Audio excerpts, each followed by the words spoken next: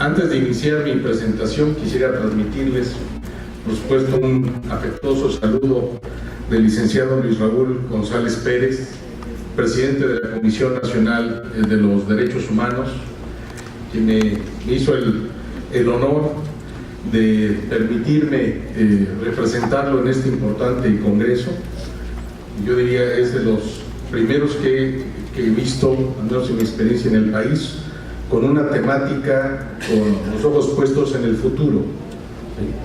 Entonces, lo agradezco mucho, les transmito ese saludo. Por supuesto, agradezco al doctor Javier Díez de Urdanibia Fernández, presidente de la Comisión Estatal de Derechos Humanos de Coahuila, no solo la invitación, sino también toda su hospitalidad, y a todo su equipo, por supuesto, de trabajo.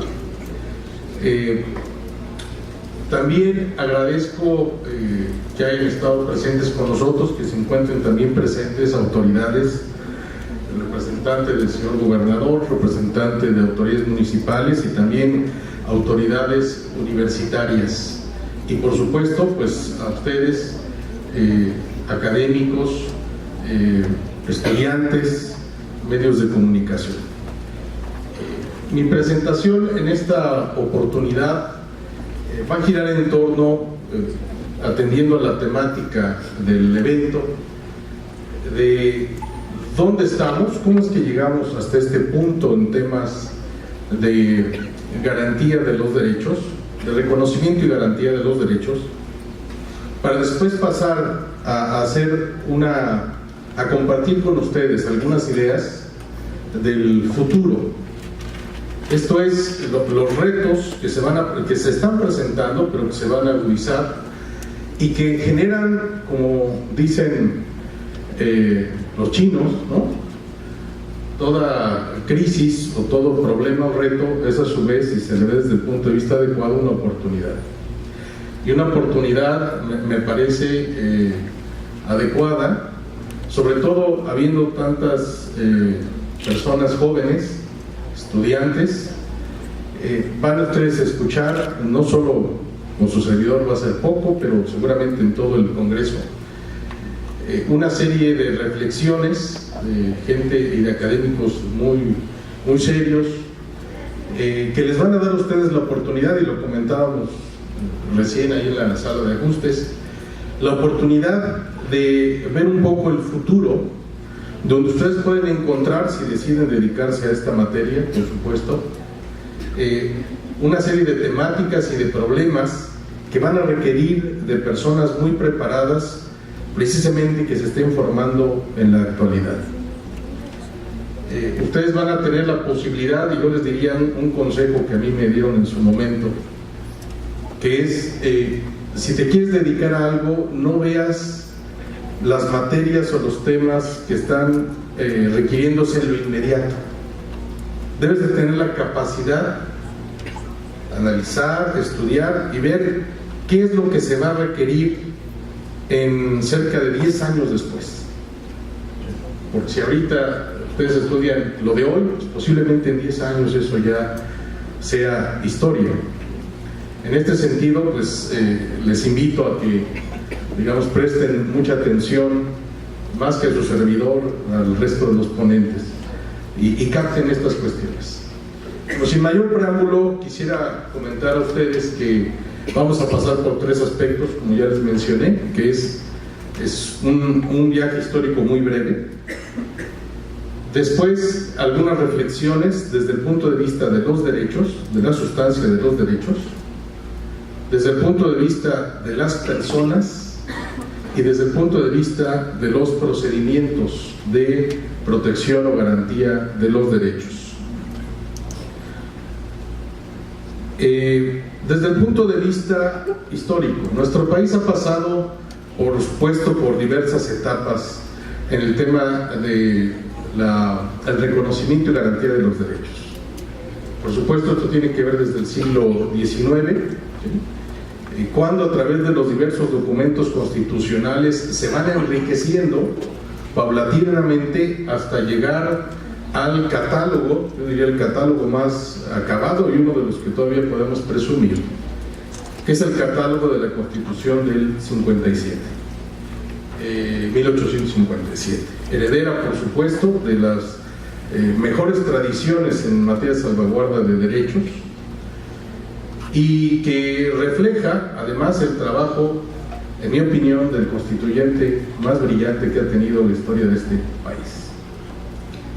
En este sentido, a partir de de la Constitución del 57, del catálogo de derechos, tenemos también en el siglo XIX, en la segunda mitad, pues el establecimiento del juicio de amparo como el instrumento de garantía jurisdiccional por excelencia, que ha tenido además una serie, digamos, una expansión que nos ha dado a las y los mexicanos también motivo de orgullo, porque ha trascendido nuestras fronteras, e incluso el amparo inspiró artículos como el artículo 14 del Pacto Internacional de Derechos Civiles y Políticos, el artículo 25 de la Convención Americana de Derechos Humanos, y se establece como un derecho humano contar con un instrumento jurisdiccional de garantía de esas libertades.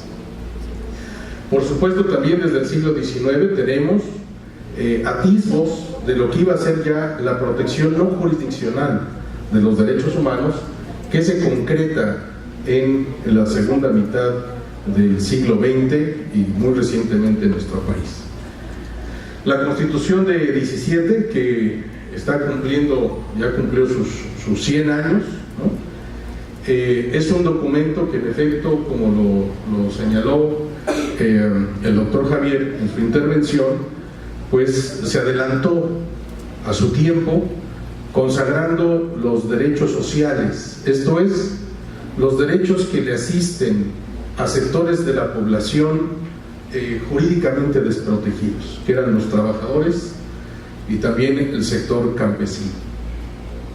Nuestra Constitución, a partir de entonces, ha tenido diversas etapas. Yo les diría que todo lo que fue la primera mitad del siglo XX, ¿no?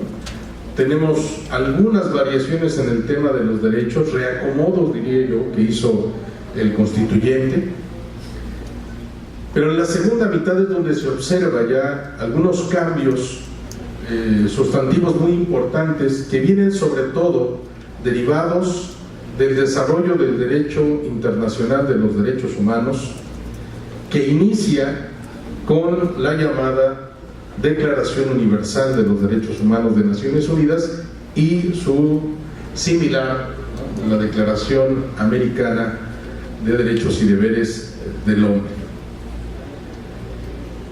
Nuestra Constitución, a partir de entonces, se ha venido enriqueciendo de estos contenidos, los ha venido constitucionalizando, y habría que entender que el derecho internacional de los derechos humanos surge del derecho constitucional. ¿Por qué digo que surge del derecho constitucional? Porque la Declaración Universal de los Derechos Humanos de la ONU, el contenido de esa declaración surgió del contenido de las constituciones de los estados. Entonces ya venía abonado el terreno para elevar al rango internacional estos parámetros, y que dio inicio a una construcción normativa de más de 100 tratados internacionales a la fecha sobre materia de derechos humanos. Nuestro país, podríamos dividir la segunda mitad del siglo XX y destacar tres momentos o tres décadas en particular. Yo diría la década de los años 80, porque fue una década en donde México comienza a ratificar estos tratados internacionales, 1981, la Convención Americana sobre Derechos Humanos, el Pacto Internacional de Derechos Civiles y Políticos, el Pacto Internacional de Derechos Económicos, Sociales y Culturales de la ONU, y comienza nuestro país a incorporarse en el ámbito internacional a este nuevo orden de protección de derechos de la persona. esa década de los 80 es el inicio de la inscripción de nuestro país a esos importantes compromisos. Prácticamente esa década pues pasa un tanto desapercibida, salvo en el sector público directamente involucrado y en el sector académico. La década de los 90 es otro gran paso en este sentido. Primero se inicia con la creación de los organismos públicos de defensa de los derechos humanos no jurisdiccionales. Entonces comienzan la Comisión Nacional de los Derechos Humanos, establecida el 6 de junio de 1990, y con similares organismos en las entidades federativas. Y por supuesto también felicidades a la Comisión por su cuarto de siglo, a la Comisión de Coahuila. En este sentido, la década de los 90 inicia con esa figura y sucede algo muy interesante que tiene que ver precisamente con los derechos en el tercer milenio. Surge y llega a nuestro país la Internet, ¿no? Y la Internet, yo no he visto que se haya escrito mucho sobre esto, pero el papel que tiene este tipo de comunicaciones, este avance tecnológico en el tema de los derechos es importantísimo. ¿Sí? Yo recuerdo todavía cuando uno quería acceder a algún tratado internacional, la sola Declaración Universal. Yo sé que a ustedes, los jóvenes, les va a parecer esto así como de qué está hablando este señor.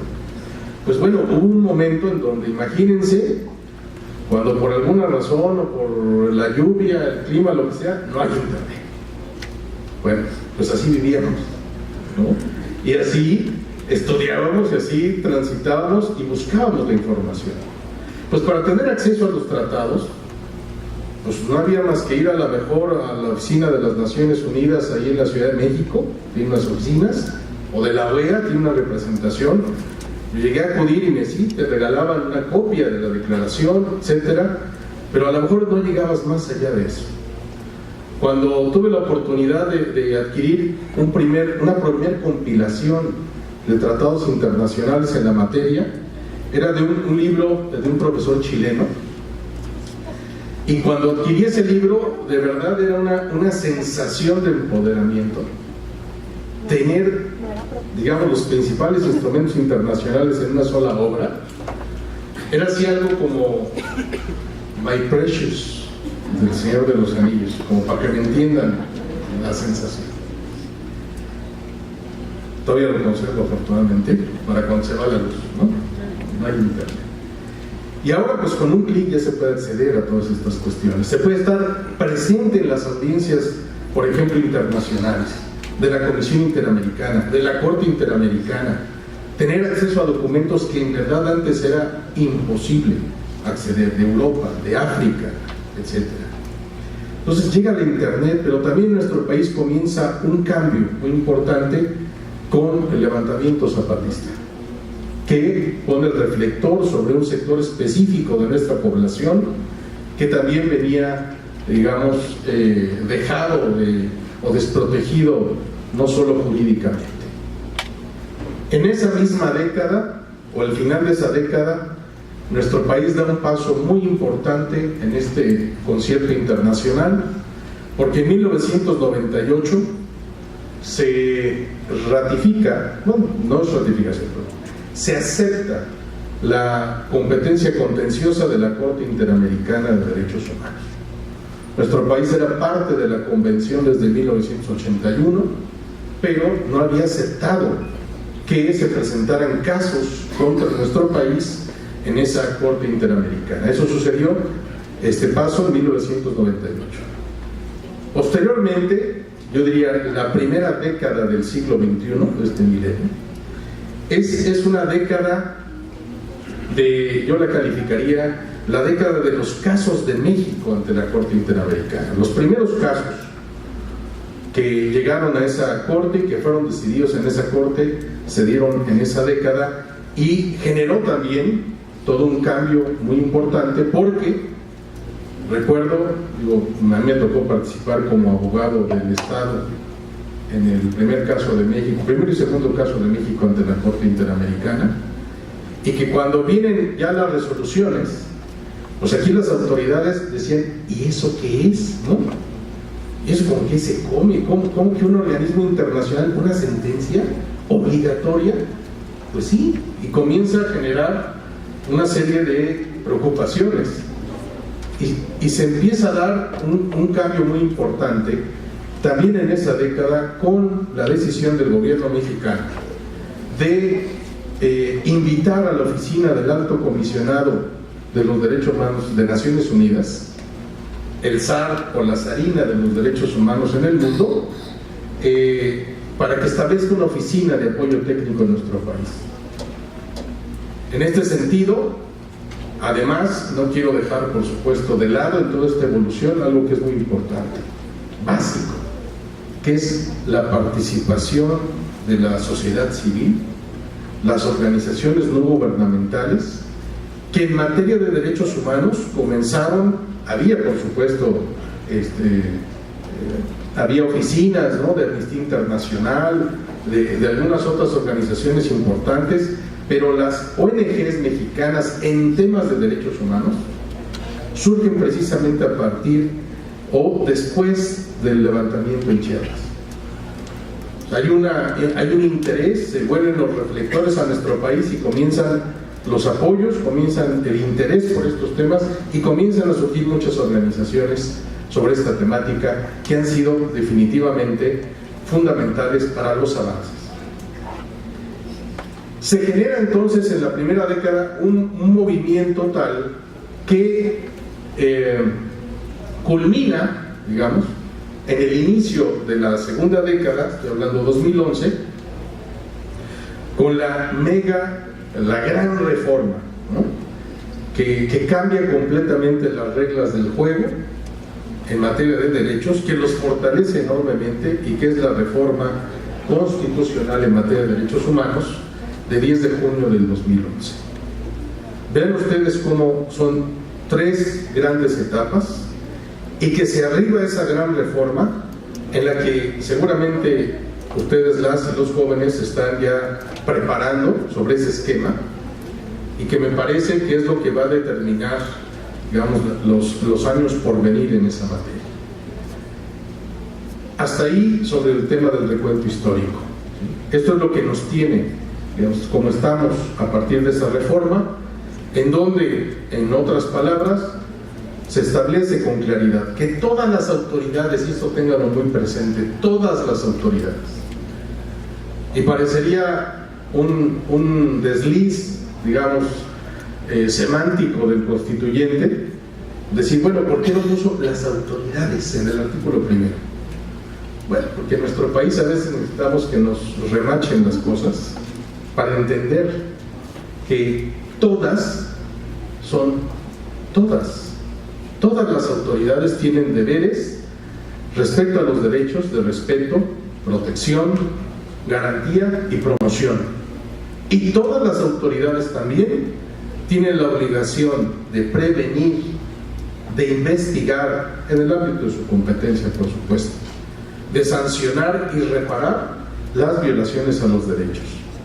Pero además establece una brújula muy importante, porque ahora no solo tenemos los derechos humanos previstos en la Constitución, que nuestros colegas de España les denominan derechos fundamentales, sino que también los derechos de fuente internacional que llegan a nuestro país a través de la ratificación de los tratados internacionales y que están a un nivel equiparable a la propia Constitución, salvo algunas excepciones, matices que ha establecido la Suprema Corte de Justicia de la Nación.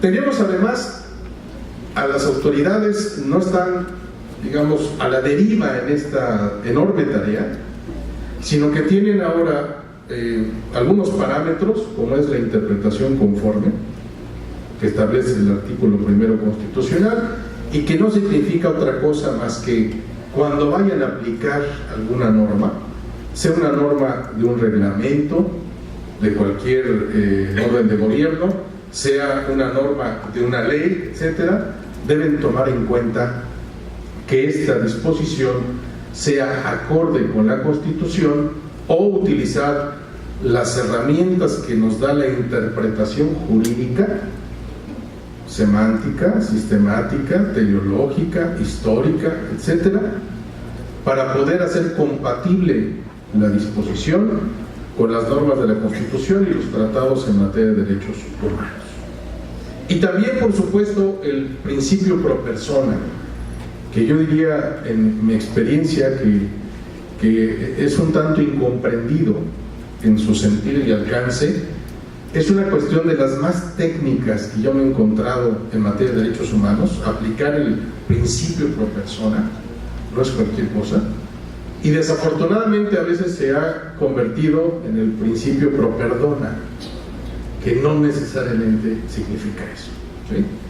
Entonces, con esas herramientas entramos ya y estamos prácticamente en la segunda década del siglo XX. Ahora, ¿qué sigue con relación al tema de los derechos? En materia de derechos hemos observado de una manera vertiginosa cómo se han ido reconociendo derechos humanos. Pues los derechos humanos no son algo estático, no están dados y no están petrificados, sino que los derechos están y son interrelacionados, universales, indivisibles, y son estándares que se van generando de acuerdo con las necesidades también de la persona y de la sociedad. En este sentido, hace algunas décadas no se hablaba del derecho humano a un medio ambiente saludable o sano, o del derecho humano al agua, o del derecho a la alimentación, o del derecho al deporte, o no se hablaba incluso, como se habla en la actualidad, y hay documentos internacionales sobre esto, del derecho humano a la Internet. ¿Sí? En efecto, ya hay documentos de un relator de Naciones Unidas, o sea, un funcionario de Naciones Unidas que ha estudiado la temática alrededor de las nuevas tecnologías y cómo estas están vinculadas con cuestiones, por supuesto, de privacidad, de acceso, ¿no?, de límites en ocasiones también, y todas estas temáticas dan o están generando o gestando nuevos derechos. Imagínense, derecho humano a la Internet. Ustedes seguramente han escuchado de que los derechos los dividen en generaciones, siendo por su aparición histórica meramente, porque cuando los países lo llevaron esto a la práctica, esto es, utilizaron las generaciones como un pretexto para no cumplir con ciertos derechos, esa visión que era muy importante desde el punto de vista didáctico, pues se fue perdiendo. Pero sí existían generaciones, decían, pues primero aparecieron los derechos civiles y políticos, ¿no?, que son los que son acordes, consustanciales a los primeros documentos, desde la propia Carta Magna, desde la propia Declaración Francesa de 1789, etcétera, las declaraciones americanas, el Bill of Rights norteamericano, el Bill of Rights también inglés. Y esos son los primeros derechos que aparecieron, o sea, los que protegen la vida, la integridad, la libertad personal, esas libertades en donde se dice al Estado no interfieras en el ejercicio o en el despliegue de las mismas.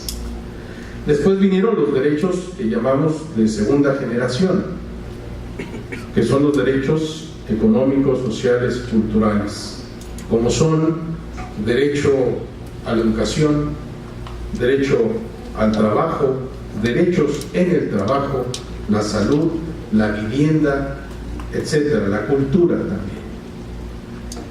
Esos eran los derechos de segunda generación y dicen, aparecen en la segunda posguerra, aunque México ya tenía, como decíamos, los primeros destellos desde inicios del siglo XX.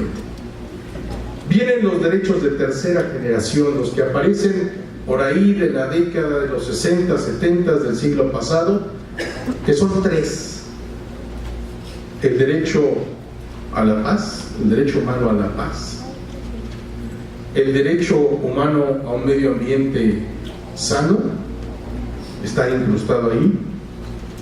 Y algo muy importante, que es el derecho humano al desarrollo.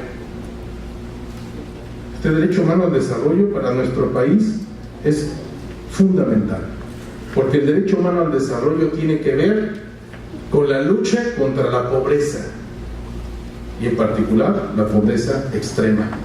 Quienes viven en situaciones de pobreza o de pobreza extrema le están siendo vulnerados en este instante una multiplicidad de derechos humanos.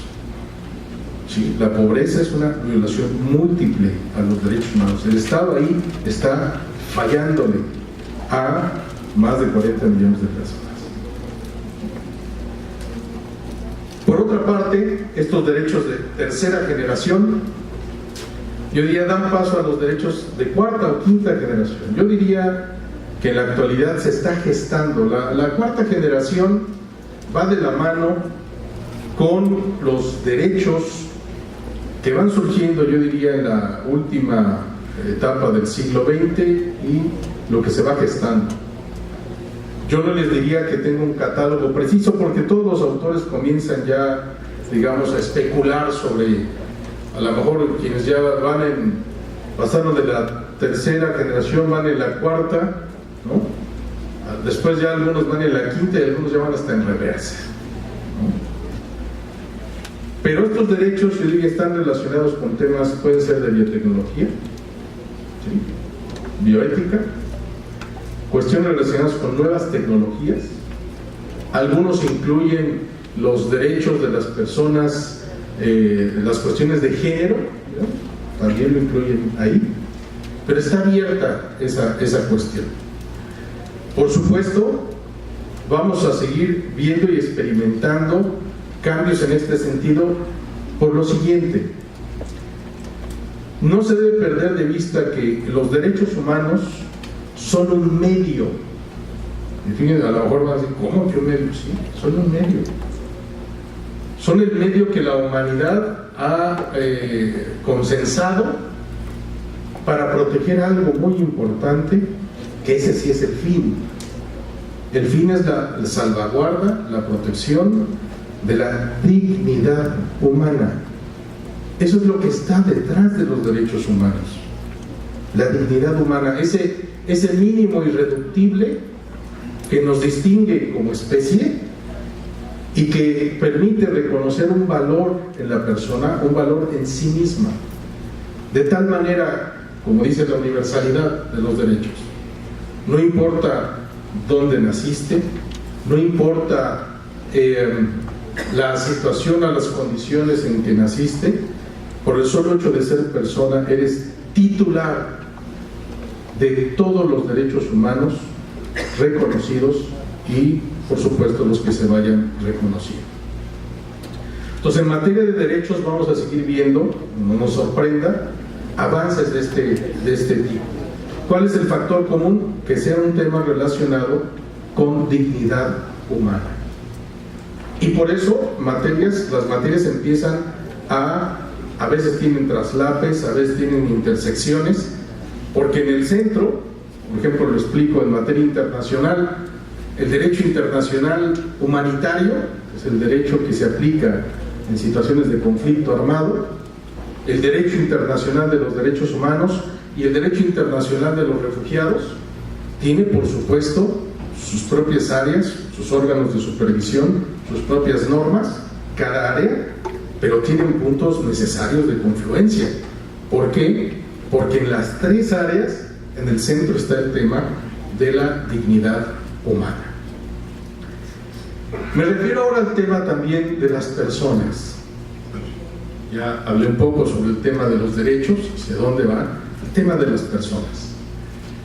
Si ustedes analizan desde cierto ángulo o diseccionan lo que ha sido el avance del derecho, de los derechos humanos, vamos a encontrar que se ha enfocado primero los tratados genéricos, los primeros tratados sobre derechos, pues hablaban genéricamente, esto es para cualquier persona, y está un cúmulo de derechos, pero después empieza a atomizar y se divide de dos maneras: concentrándose en personas que están en una situación determinada o que forman parte de ciertos grupos. Y ahí vemos el surgimiento por de no violencia contra la mujer, la Convención de Derechos del Niño. Esto es una serie de instrumentos, de normas que van dirigidas a personas en una situación específica o grupos en situación particular, sobre todo vulnerables o de atención prioritaria. Y por otra parte tenemos normativas o reglas acerca de temas, ¿no? Discriminación, tortura, desaparición forzada, racismo, xenofobia, etc.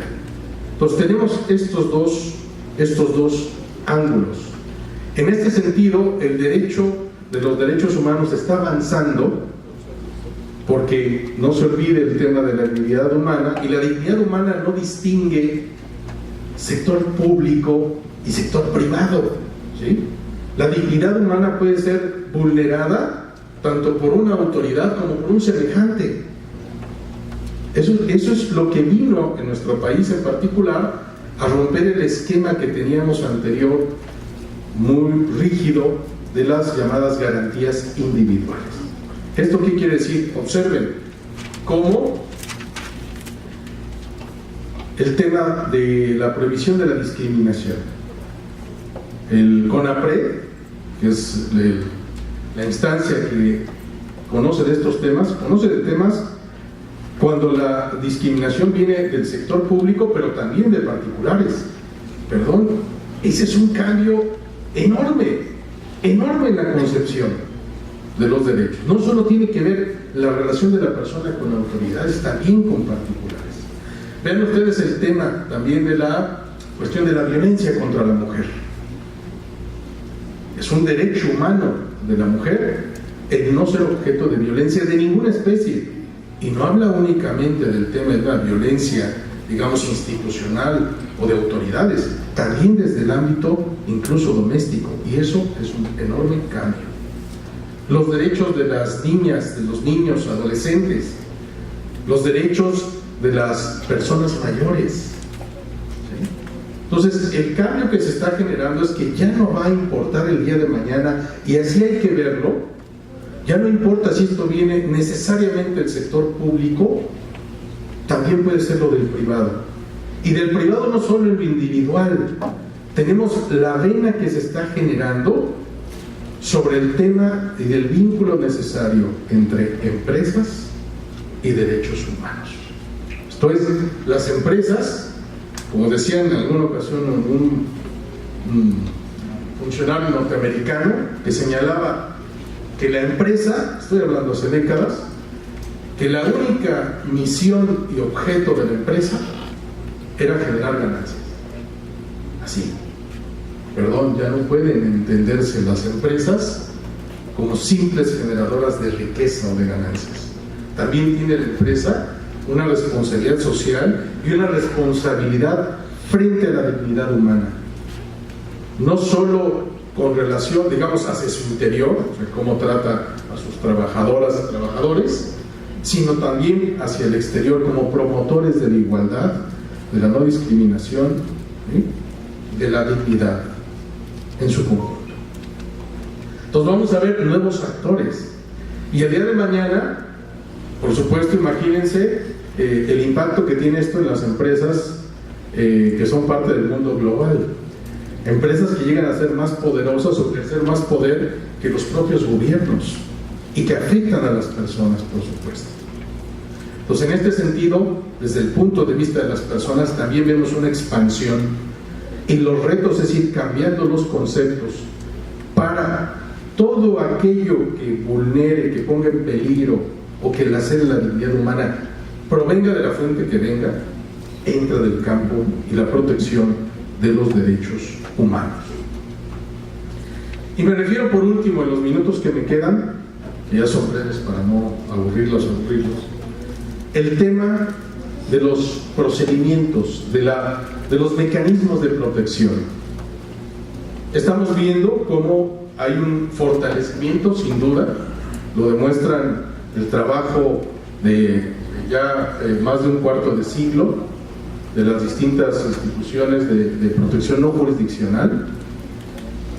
Y fíjense que esta idea del ombudsman que vino que en un principio, yo recuerdo cuando se creó la Comisión Nacional de los Derechos Humanos y otras comisiones, pues que eran instituciones que eran de alguna manera resistidas, ¿no?, por sectores gubernamentales, lo siguen siendo, pero ya menos. Incluso el sector jurisdiccional estaba muy escéptico, ¿no?, de cómo es, pues si ya tenemos el amparo, ¿para qué queremos otro tipo de protección?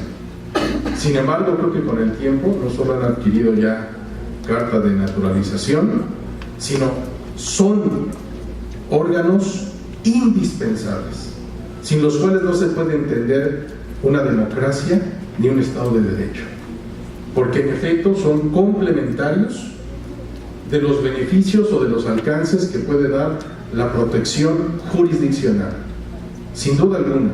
Y el ombudsman, por el carácter, digamos, menos formalista en el buen sentido, por la flexibilidad que tienen sus procedimientos, el alcance de sus propias investigaciones, en ocasiones tiene mayores posibilidades de tener un impacto mayor en la protección de los derechos que, por ejemplo, el tema derivado de la relatividad de una sentencia de amparo. Sin embargo, no digo en absoluto que sean sustituibles, sino son complementarios.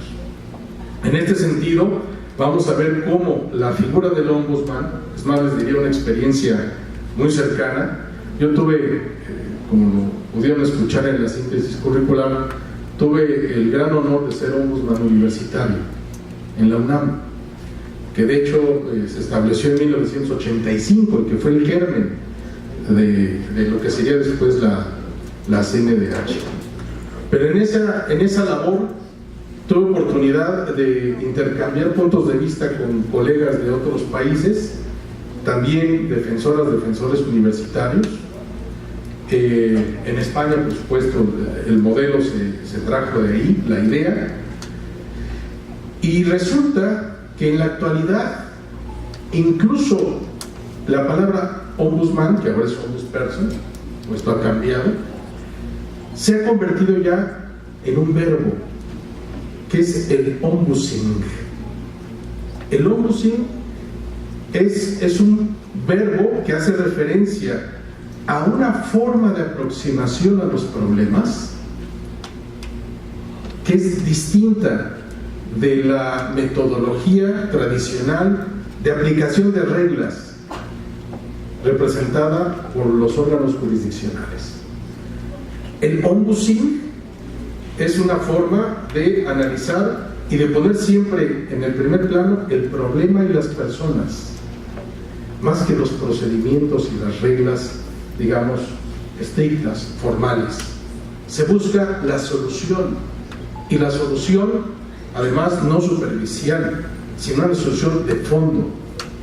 Eso es un poco hacia dónde está yendo el tema, y lo que yo avisoro desde mi muy particular punto de vista es también el acercamiento necesario entre la protección internacional y la protección interna. Entonces, la vinculación, el trabajo conjunto entre los organismos como la Comisión Interamericana, como los comités de Naciones Unidas, etcétera, y su vinculación en el trabajo con los organismos públicos de defensa de los derechos humanos en los diversos países.